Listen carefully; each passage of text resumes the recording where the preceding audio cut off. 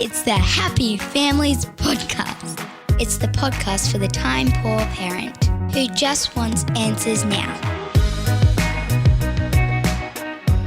Last year, I joined with Madonna King, Rebecca Sparrow, Michelle Mitchell, Michael Carr-Gregg and others to push for a mobile phone ban in public schools in Queensland. The Education Minister, Grace, was seemingly backing away from the idea after what was loosely called community consultation. And I felt, along with others, that it was time to raise my voice and make some noise, and we were successful. Someone who joined the push and really helped to get that ban across the line was Danny Alachi, founder of the Heads Up Alliance. And Danny joins me now with a bigger, tougher mission and a call for help. So, Danny, welcome to the podcast. You've achieved remarkable success in getting phones banned from public schools right across Australia. Tell me a bit about what motivated you to start Heads Up Alliance and pursue this mission with this gritty determination to make a change. Well, first of all, thank you, Justin, for having us on this podcast. We're very, very thrilled to be here.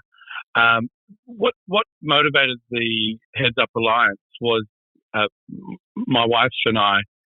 We gave our daughter a phone when she was around 10 or 11 years old back in 2020, and we saw what changes it made to her personality, to her childhood, and we walked back from that decision at the time. It was a very difficult thing to do. So what we did was we reached out to other families in her grade, created a little alliance of families who were committed to delaying social media smartphones for a few extra years, and because we knew that walking that path alone was going to be very, very difficult. Every child comes home and says, "I'm the only one that doesn't have, an iPhone or whatever." So what we wanted to do was to break that model and show our children that they weren't alone. And so that's the genesis of Heads Up Alliance. We're now kind of encouraging other families and other schools to do something similar. Now, along with that main mission, along the way, we've fallen into campaigns such as banning phones from schools. And as you've noted, we were involved in that in New South Wales, assisted you and others in Queensland, and assisted some Catholic schools here in Sydney as well. And we just think that it's such a no-brainer policy and that every school in the country should be on board. So, Danny, that's the mission. I want to talk about that in just a moment. But first, let me pick up on what you've just highlighted in terms of how you got this started. You've done the unpopular and very hard thing, probably made your 11-year-old hate you because you took a device away that had already been handed over. I can imagine that was already tricky enough. But what I really want to zero in on is you had to do hard, heavy lifting within your community. To do what you did requires reaching out, forming an alliance with other families and convincing them that they should get on board with your mission, your idea, and keep their kids off phones. And then you as parents are going to be able to work together ongoingly, create these relationships, have this thing that I don't think we have enough of anymore, this thing called community, to make that work. Can you just describe that briefly for me? How did that work out for you? It worked out very, very well, Justin. We found that a lot of parents are sitting at home facing the very same issues that we were, but thinking that because everybody else had given their children phones and because the kids come home and say to us, "Look, Dad, Mum, if I don't get this phone, I'm going to be completely isolated from my friends." And that's a very powerful argument for a parent. And the only way that we could overcome it was to actually reach out and speak out and form that community, as you said. And it worked very, very well. And we're going now 4 or 5 years strong. My eldest is now almost 15 years of age. We've managed to keep her away from what we consider toxic tech, that is social media. She's not having to contend with dozens of pings per hour, constant demands on her attention. And we've done it in a community setting. And because it works, we felt that we couldn't keep it to ourselves. We have to let other parents know that it's such a simple solution to a problem that almost every 21st century family is facing. If I'm a typical Australian parent listening to this conversation, I want to know how your 15-year-old communicates with her friends, given that she's not using social media, because this is the sticking point. This is why so many parents do actually shrug their shoulders and say, "Okay, well, I guess if you want to be a human, it's necessary." Well, it absolutely isn't necessary, because humanity survived and childhood was doing fine up until about 15 years ago. Our daughter is very, very well socially connected. Anytime she wants to speak to her friends, and we encourage her all the time, pick up dad's phone, pick up mum's phone, make a phone call, get them on FaceTime, get your friends together on a three-way chat, and if she wants to communicate with them on a school night. On the weekend, rather than messaging each other, how about you organise a trip down to the local shopping centre and go out for lunch, take a ride and go watch a theatre show or do something in real life. So in saying not yet to the smartphone, we're actually saying yes to so many other and better things. You just described my childhood. I feel like I'm getting a glimpse into what childhood once was, and I'm feeling a bit nostalgic for it. Let's move on to your current focus. Your current focus, given that public schools across the nation have banned phones during school hours, now you're looking at Catholic and independent schools. There are a whole lot of schools who clearly have not universally adopted phone bans. What challenges are you encountering in advocating for a phone-free policy in these sectors, and how are you trying to overcome this? Right. So advocating for the removal of phones in the public sector was a lot easier because we knew where we needed to go. We needed to speak to the premiers. We needed to speak to the education ministers and the departments of education. And once they came on board, once the premier said, yep, I see the merit in this, and they instituted that rule, it became universal for all public schools in that particular state. Now, the situation for Catholic and independent schools is a little bit different, of course, because they tend to be more self-governing, at least self-governing at the level of the system. So, for example, in Catholic schools, you might at best have a school that's following the policy at a regional level. So we have to reach out to a lot more people.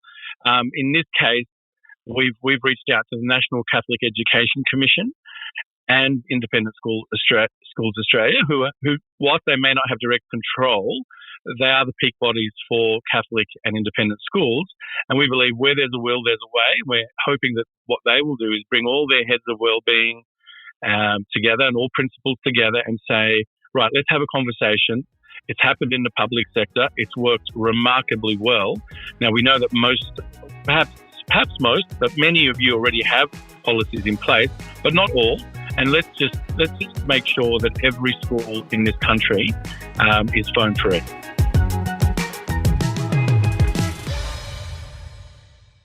Danny, this work looking to create a consistent phone-free environment in all Australian schools makes a lot of sense. People listen to this conversation and say, well, yeah, of course. There was an article published just recently on the ABC News website looking at how mobile phones are pretty much banned across the country. But there is a little bit of a challenge. There's a little bit of an issue. And that is that right now we don't have the empirical peer-reviewed evidence that this is going to make a difference. Anecdotally, and the ABC article pointed this out, or at case study level, we know that behaviour challenges seem to be reducing, and we know that bullying, at least during school hours, is reducing. But in terms of academic outcomes and in terms of mental health outcomes, we just don't have the peer-reviewed evidence.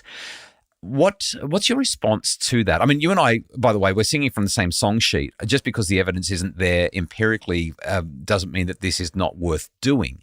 But until we have the evidence, and it's very, very hard to turn this into an experiment, how are you trying to sell this to schools and even to parents who are saying, well, show me the evidence, and if the evidence isn't there, then why should we do this? Justin, I'm extremely grateful for this question. As you point out, there's plenty of anecdotal evidence that the behaviours are changing. I mean, even just yesterday or a few days ago, the South Australian Premier, who introduced phone bans just last year, put out a message to say the evidence is down, 50+%, violence-related incidents down, policy compliance issues down. You can jump on his Twitter and see how he's doing backflips because he's so excited that as to the success of this policy. But in terms of academics and the question of, well, where is the science to show that by removing phones from the schools, our academics are going to improve? My question is this: why is it for people like you and I, Justin, to prove our case? Isn't the onus on those who introduced phones into the school environment, or those who want that to remain the case, to show us that the introduction of the phones is a net benefit for our children's academics, behaviour, socialisation, or whatever the case may be? You don't get to introduce a foreign phenomenon into the school and let it run through for 10 years, anecdotally see that it's not working, but then say to people like myself and yourself, but we can only get them removed once you show us scientifically that it's a net positive. The shoe should be on the other foot, is what I'd say, Justin. And as a scientist, I'm really curious to hear your opinion on that view. Danny, when I listen to you say that, I'm reflecting on Kevin Rudd's education revolution, where laptops were introduced into classrooms right around the nation, because it was going to change everything. It was going to literally upskill our kids and help them to become tech savvy, and they'll all become coders and programmers and will be world-leading innovators. And I feel like that was, a bit of a Trojan horse that has allowed all of this other tech to come in. Now we're talking about measuring engagement for children in the classroom based on what they're doing on their devices. This is going to sound a bit Luddite-ish, but we've got enough evidence that shows when screens have been introduced into a learning environment, the quality of the learning, the quality of the attention decreases. We've also got evidence that shows that learning and processing happens at a shallower level. And we've got a whole lot of research that shows that when people are using a pen and paper and writing stuff down, number one, they're developing the skill of writing, the capacity to do that particular thing. But number two, the learning is deeper, the processing is deeper, and things go better. I look way back at the way so many embraced this education revolution. It makes me think of something that Cal Newport wrote in his book, Deep Work, when he said, describing the benefits from a programming point of view or a coding point of view of a child having access to a laptop or a tablet is kind of like giving a kid a Tonka truck and saying, well, this will help them to become a mechanic. Right. I absolutely agree with everything you just said, Justin. I think we've rushed headlong into introducing things into the school and learning environment without an evidence base. So I don't think it's for us now to have to answer to those who say, well, where's your evidence that we need to get rid of them? I think we're getting we're putting the cart before the horse. Yes, and our NAPLAN results came out nationally a few days ago, and the results are atrocious. Something needs to happen, and it needs to happen quickly, I think.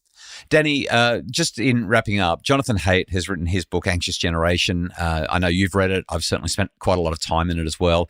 Highlights the importance of a play-based childhood rather than the screen-based childhood that our children are experiencing in homes and schools around the country today.